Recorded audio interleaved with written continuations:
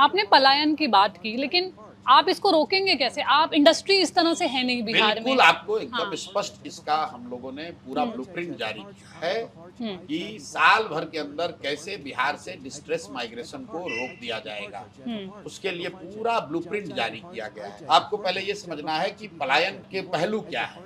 बिहार से सिर्फ श्रमिकों का पलायन नहीं है, बिहार से सबसे बड़ा पलायन है पूंजी का पलायन, दूसरा पलायन है बुद्धि का पलायन, तीसरा पलायन है श्रम का पलायन। पूंजी का पलायन क्या है? जो पैसा हम लोग बिहार के लोग बैंकों में यहाँ रखते हैं, जमा हुँ, करते हैं, अपने बचत का पैसा, ये बैंक यहाँ पर पैसा नहीं देकर, पैसा यहाँ इन्वेस्ट ना करके, यहाँ पर कर्ज लोन ना देकर, ये पैसा दूसरे राज्यों में भेजते हैं। इसको आरबीआई का आंकड़ा है, एक डेटा पॉइंट है, सीडी रेशियो जिसको कहते हैं, उसके जरिए आप देख सकते हैं देश भर में सीडी रेशियो औसत क्रेडिट डिपॉजिट रेशियो बैंकों का है 70 से 75%। मतलब जितना पैसा देश के लोग बैंकों में जमा करते हैं उसका 70 से 75% पैसा लोगों को, समाज को बैंक वापस ऋण के तौर पर, हुँ, लोन के तौर पर देता है।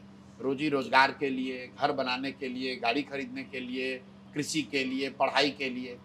बिहार में सीडी रेशियो है 40%, पिछले 30 वर्ष का औसत है 40%। इसका असर क्या होता है?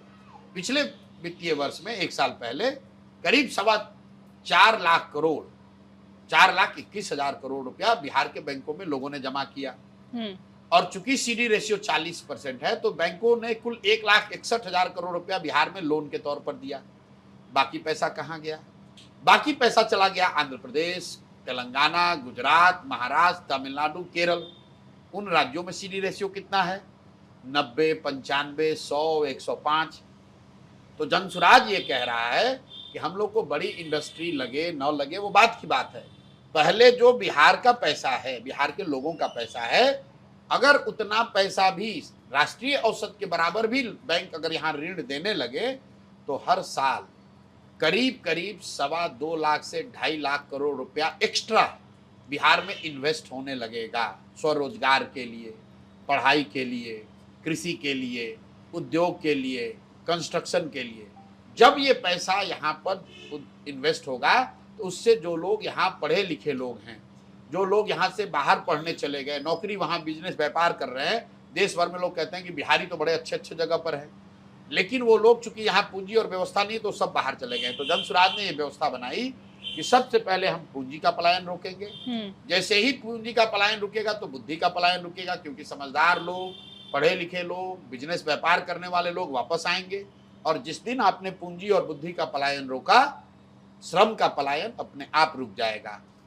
और मटेरियल टर्म में जैसे ही जनसुराज की व्यवस्था बनेगी तो एक विशेष मंत्रालय, एक विभाग बनाया जाएगा जिसका सिर्फ और सिर्फ काम ये होगा कि साल भर के अंदर 50 लाख वो लोग जो मजबूरी में अपने परिवार का पेट चलाने के लिए बाहर चले गए हैं, उनको वापस बुलाया जाए और उनको वो व्यवस्था दी जाए, उनको वो क्रेडिट दिया जाए, उनको वो पूंजी उपलब्ध कराया जाए, उनको वो ट्रेनिंग दी जाए, उनको वो जगह जमीन दी जाए ताकि वो यहीं पर रोजी रोजगार कर सकें।